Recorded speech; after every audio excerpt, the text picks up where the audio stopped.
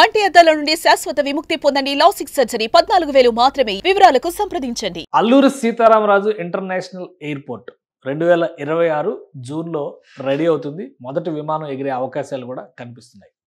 చాలా మందికి ఒక సందేహం ఏంటంటే విశాఖపట్నం ఇంటర్నేషనల్ ఎయిర్పోర్ట్ని తరలించేటువంటి క్రమంలో విశాఖపట్నానికి దూరంగా విజయనగరంలో ఎందుకు పెట్టారు అనేటువంటి సందేహం ఉంది.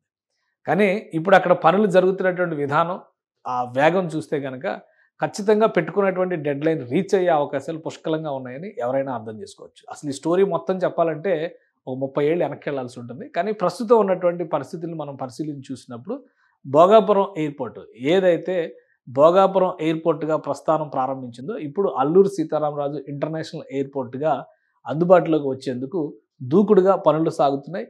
అలానే జిఎంఆర్ విశాఖపట్నం ఎయిర్పోర్ట్స్ లిమిటెడ్ పేరుతో ఇక్కడ యాక్టివిటీస్ చేస్తున్నటువంటి నేపథ్యంలో 66% పనులు పూర్తయినట్టుగా ప్రకటించాయి. ప్లస్ కీలకమైనటువంటి ఘట్టం రన్వేలకు సంబంధించినటువంటి యాప్రాన్స్ నిర్మాణం పైన ఫోకస్ పెట్టింది. ఈ పనులే ఇప్పుడు శరవేగంగా భోగాపురంలో జరుగుతున్నాయి. దానికి సంబంధించినటువంటి దృశ్యాలే మీరు చూస్తున్నారు. కానీ ఒక్కసారి మనం పరిశీలించేటువంటి ప్రయత్నం చేద్దాం. విశాఖపట్నం ఇంటర్నేషనల్ ఎయిర్పోర్ట్ విశాఖపట్నానికి ఎందుకు దూరంగా ఉంది? ఒకసారి ఆ విషయాన్ని మనం పరిశీలిద్దాం. ఎందుకంటే భోగాపురం ఎయిర్పోర్ట్ డిస్టెన్స్ పరంగా చూసినప్పుడు భోగాపురం ఎయిర్పోర్ట్ విశాఖపట్నం కంటే విజయనగరానికి దగ్గరగా ఉంటుంది. శ్రీకాకుళానికి ఎంత దూరంలో ఉందో విశాఖపట్నానికి కూడా దాదాపు అంతే దూరంలో ఉంది.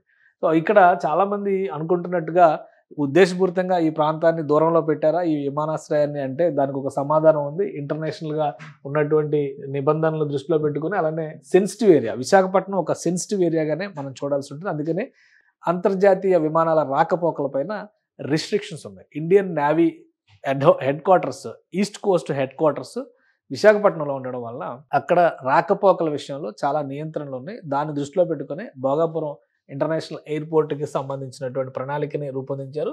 శ్రీకాకుళం నుంచి చూసినప్పుడు దాదాపుగా 60 కిలోమీటర్ల డిస్టెన్స్ వస్తుంది. 60-64 కిలోమీటర్ల డిస్టెన్స్ వస్తుంది.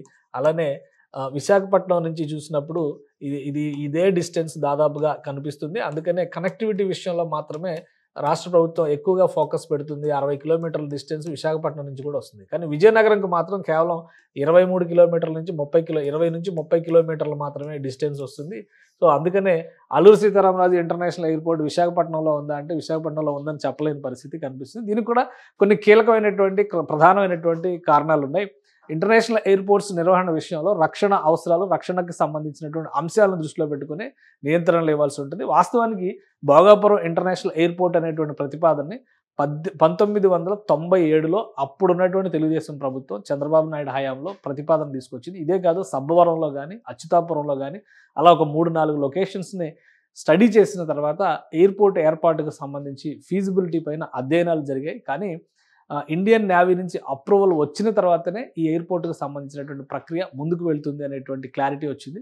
ఈలోగా కాలగర్భంలో ఈ ప్రతిపాదనలు కలిసిపోయి రాష్ట్ర విభజన కూడా జరిగింది. చివరికి 2015లో భోగాపురం ఇంటర్నేషనల్ ఎయిర్పోర్ట్కి సంబంధించి ఎయిర్పోర్ట్స్ అథారిటీ ఆఫ్ ఇండియా ఒక అప్రూవల్ ఇచ్చింది. ఆ అప్రూవల్ ఆధారంగా దాదాపుగా 2700 ఎకరాల భూమిని సేకరించడం ద్వారా 2700 ఎకరాల భూమి, ఇందులో దాదాపు 1600 ఎకరాల భూమి ప్రభుత్వ భూమే ఉంది. 1600 ఎకరాల భూమి ప్రభుత్వ భూమి ఉంది, ప్రైవేట్ భూమి మరొక 1000 ఎకరాలు సేకరించి భోగాపురంలో అంతర్జాతీయ విమానాశ్రయాన్ని ఏర్పాటు చేయాలని అప్పటి ఆంధ్రప్రదేశ్ ప్రభుత్వం మళ్ళీ చంద్రబాబు నాయుడు హయాంలోనే డిసైడ్ చేసింది. కానీ ఫీజిబిలిటీ అంశాలు, టెక్నికాలిటీస్, నేవీ హెడ్ ఆఫీస్ నుంచి క్లియరెన్స్లు ఇవన్నీ వచ్చేసరికి 2018-2019 వచ్చింది. 2019లో బిడ్డింగ్ ప్రక్రియకి వెళ్ళిన తర్వాత కూడా వెనక్కి తగ్గాల్సినటువంటి పరిస్థితి వచ్చింది. కారణం ఎలక్షన్స్ తర్వాత పరిణామాలన్నీ కూడా మారిపోయినాయి.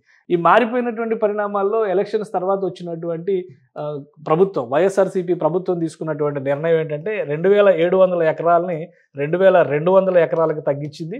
500 ఎకరాలని పక్కన పెట్టేసినటువంటి పరిస్థితి ఉంది. ఆ తర్వాత 2200 ఎకరాల్లో దాదాపు 4500 కోట్ల రూపాయల అంచనాలతో 4500 కోట్ల రూపాయల అంచనాలతో జిఎంఆర్ గ్రూపు ఈ కాంట్రాక్ట్ని దక్కించుకుంది. ఇక్కడ నిర్మాణ ప్రక్రియని మొదలుపెట్టింది. ఇప్పుడు మళ్ళీ కూటమి ప్రభుత్వం వచ్చింది. అంటే 2023లో కూటమి ప్రభుత్వం కాదు 2023లో పనులు ప్రారంభించారు. 2023లో వైఎస్ జగన్మోహన్ రెడ్డి ప్రభుత్వం ఉన్న సందర్భంలోనే ఈ పనులు ప్రారంభమైనవి. అయితే కూటమి ప్రభుత్వం వచ్చిన తర్వాత జరిగిన పరిణామాలు, కూటమి ప్రభుత్వం ఏర్పడడం, చంద్రబాబు నాయుడు అధికారంలోకి రావడంతో 16 నెలల టార్గెట్ని భోగాపురం ఇంటర్నేషనల్ ఎయిర్పోర్ట్కు సంబంధించి 16 నెలల్లో ఇక్కడ విమానాలు పరిగెత్తాలనేటువంటి సంకేతాన్ని స్పష్టంగా చంద్రబాబు నాయుడు ఇచ్చారు. 16 నెలలు అనేటువంటి టార్గెట్ చాలా చిన్న టార్గెట్గా, అంటే తక్కువ సమయంగా మనం పరిగణించాల్సి ఉంటుంది. అదే క్రమంలో MRO maintenance, repair and overhaul 3 options ఉండే విధంగా విమానాశ్రయాన్ని రన్ చేయాల్సిన అవసరం ఉంది. 45 లక్షల మంది సంవత్సరానికి ప్రయాణించేలాగా ఈ విమానాశ్రయాన్ని తీర్చిదిద్దాలని చెప్పి డిసైడ్ చేశారు. అదే క్రమంలో విమానాశ్రయం పేరు కూడా చారిత్రక పురుషుడిగా ఉన్నటువంటి అల్లూరి సీతారామరాజు పేరుని ఖరారు చేశారు. అల్లూరి సీతారామరాజు ఇంటర్నేషనల్ ఎయిర్పోర్ట్గా దీనికి నామకరణం చేశారు. కేంద్ర ప్రభుత్వం కూడా అప్రూవల్ ఇచ్చింది. రాబోయే రోజుల్లో ఇది అల్లూరి సీతారామరాజు ఇంటర్నేషనల్ ఎయిర్పోర్ట్గానే ప్రజల మనసుల్లో నిలిచేటువంటి అవకాశం ఉంది. సో మొత్తం మీద ఏంటంటే ఇప్పుడు ఎంఆర్ఓ ఆప్షన్స్ని కూడా తీసుకురావాలి, మెయింటెనెన్స్, రిపేర్, ఓవర్హాల్ టెక్నాలజీస్ని కూడా తీసుకురావాలని చెప్పారంటే కనుక ఎయిర్పోర్ట్కి మరొక 500 ఎకరాలు కేటాయించాల్సినటువంటి పరిస్థితి ఉంది. గత ప్రభుత్వం వెనక్కి తీసుకున్నటువంటి 500 ఎకరాల భూమిని మళ్ళీ భోగాపురం ఎయిర్పోర్ట్ అథారిటీకి అంటే జిఎంఆర్ గ్రూప్కి హ్యాండ్ ఓవర్ చేసేటువంటి ప్రక్రియలో ప్రస్తుతం రాష్ట్ర ప్రభుత్వం ఉంది.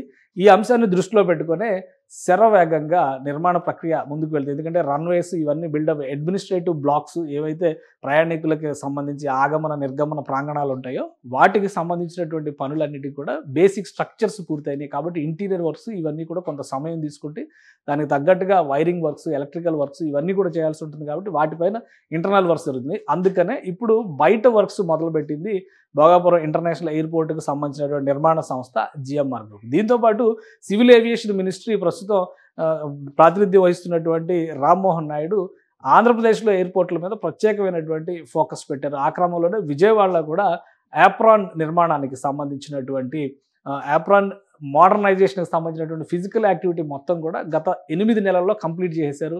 హైమాస్ట్ లైట్లు కూడా అరేంజ్ చేయడం ద్వారా దాన్ని ఆవిష్కరించారు. ప్రత్యేకంగా పూజ చేసి మరి విజయవాడలో నిన్ననే దాని ఆవిష్కరణ కూడా జరిగింది. సో విజయవాడలో జరుగుతున్నటువంటి ఎయిర్పోర్ట్ విస్తరణ పనులకు సంబంధించినవి కూడా శరవేగంగా సాగుతున్నాయి. రాబోయేటువంటి రోజుల్లో భోగాపురం ఇంటర్నేషనల్ ఎయిర్పోర్టు అది అందుబాటులోకి తీసుకొచ్చేటువంటి లక్ష్యంతో చూస్తే కనుక 2026 జూన్లో కంపల్సరీ ఇక్కడ నుంచి విమానాన్ని ఎగరేయాలనేటువంటి సంకల్పంతో జిఎంఆర్ గ్రూప్ పనిచేస్తుంది. దీనికి సంబంధించినటువంటి టెక్నికాలిటీస్ అంటే అదనంగా అడిగినటువంటి భూముల్ని కేటాయించడంలో కూడా రాష్ట్ర ప్రభుత్వం చురుగ్గా నిర్ణయాలు తీసుకోవాలని చెప్పి డిసైడ్ చేసింది.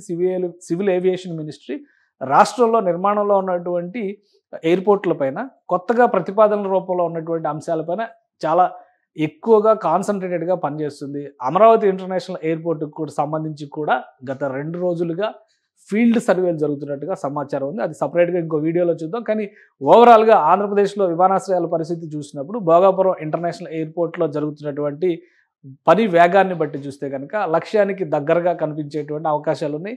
ఎప్పుడైతే ఈ రన్వేలకు సంబంధించినటువంటి నిర్మాణ ప్రణాళిక పూర్తవుతుందో మొత్తం విమానాశ్రయానికి ఒక రూపురేఖలు రావడానికి అవకాశం ఉంటుంది.